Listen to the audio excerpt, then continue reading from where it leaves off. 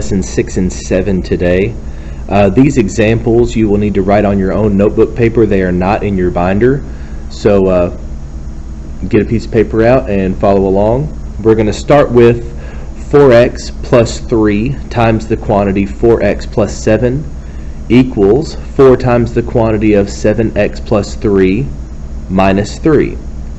So in order to solve this, we first need to start with the distributive property. Alright, and I know everybody likes to draw the wall, so we're going to draw the wall right down the middle, and we're going to first take a look at the left side of this equation. Now, we can just move the 4x straight down. That has nothing to do with the distributive property and what we're doing.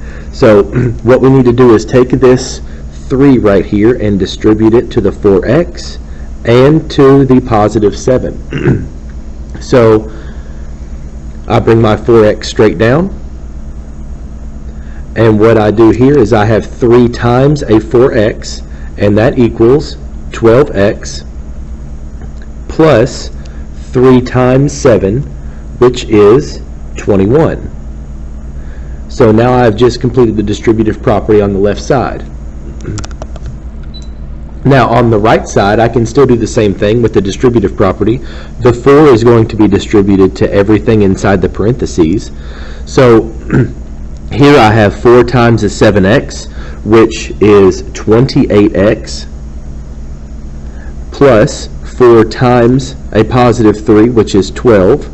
And now I subtract 3 to finish that out, just bringing that straight down.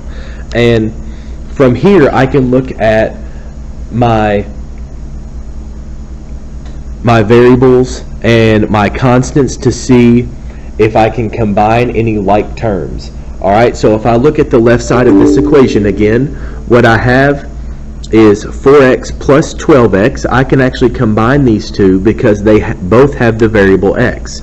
So 4x plus 12x is 16x, and I'm just going to bring the positive 21 plus 21 straight down because I cannot combine that with anything on the left side. Now on the right side, I have 28x plus 12 minus 3.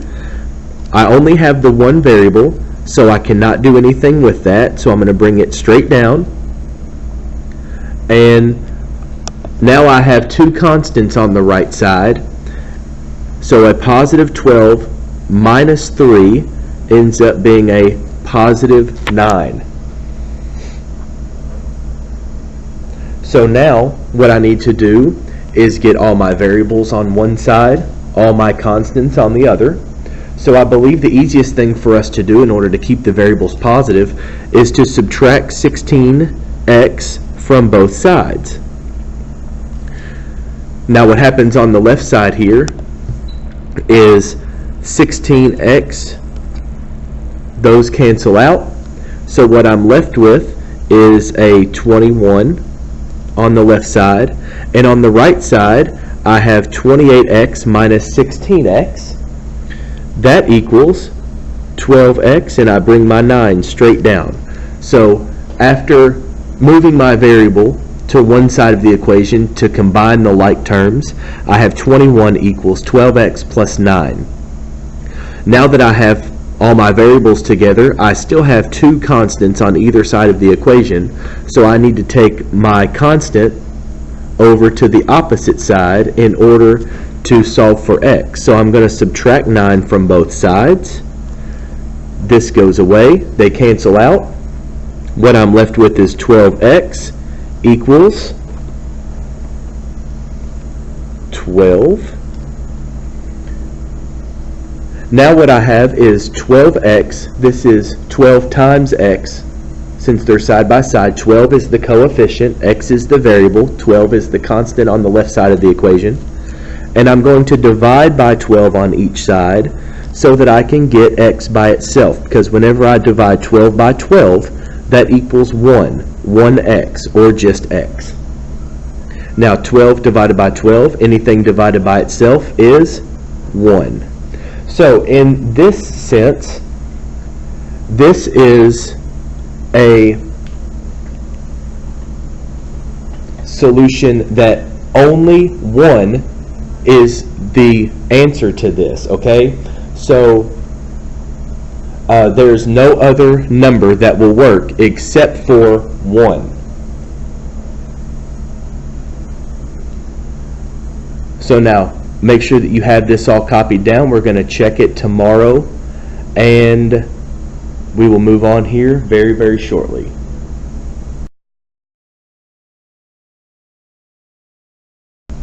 Alright, so again, we are moving on a little bit. This also is not in your binder. This is one of our examples.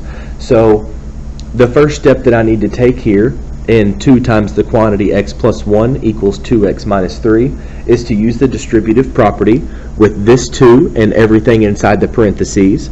So I'm going to multiply 2 times the variable x and 2 times the positive 1 in order to kind of eliminate this parentheses here. So 2 times x is 2x, and 2 times 1 is 2. And then on the right side, I just simply bring that straight down. I draw my wall here. Now, what I can do from here is move one of my variables to one side of the equation, to where all my variables are on one side of the equation, my variables and my coefficients. So I'm going to take from the left side, or I'm sorry, the right side, and I'm going to subtract 2x and then subtract 2x. So what happens over here, what we just did, we have a positive 2x minus 2x. That goes away. What I'm left with is just a negative 3. Now, I know that most people say that that's a subtraction sign, but that is also meant to be negative, so negative 3. And that equals, and I have a positive 2x minus 2x, so again that goes away as well. So what I'm left with is a positive 2 on this side. So what do you notice about this one? Well, it says that 2 equals a negative 3. That's never the case. So this is not equal to. So this, in this situation, whenever you come across expressions like this, whenever you come across linear expressions like this, the answer is no solution. So there is no number that you can substitute for x that makes this a true statement. No matter what number you put in, you are always going to get opposite answers on each side of the equation. So this is a no solution.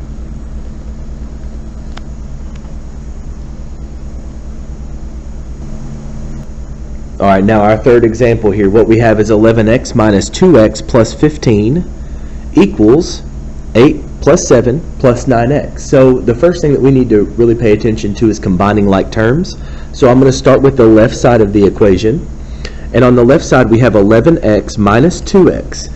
And I can combine those two because they both have the variable x. So 11x minus 2x is 9x. So I've used up those two. And what I have left is a plus 15 on the left side. So now let's move on to the right. Now I have two constants, 8 and 7. So 8 plus 7 is 15. So I've done with those. And now I have a plus 9x on the right side. So if you really look at this, I have a 9x on one side, I have a 9x on the other, both of them positive. I also have a positive 15 on both sides as well. So whenever you come across situations and linear expressions like this, then the answer to a question like this is going to be infinite many solutions.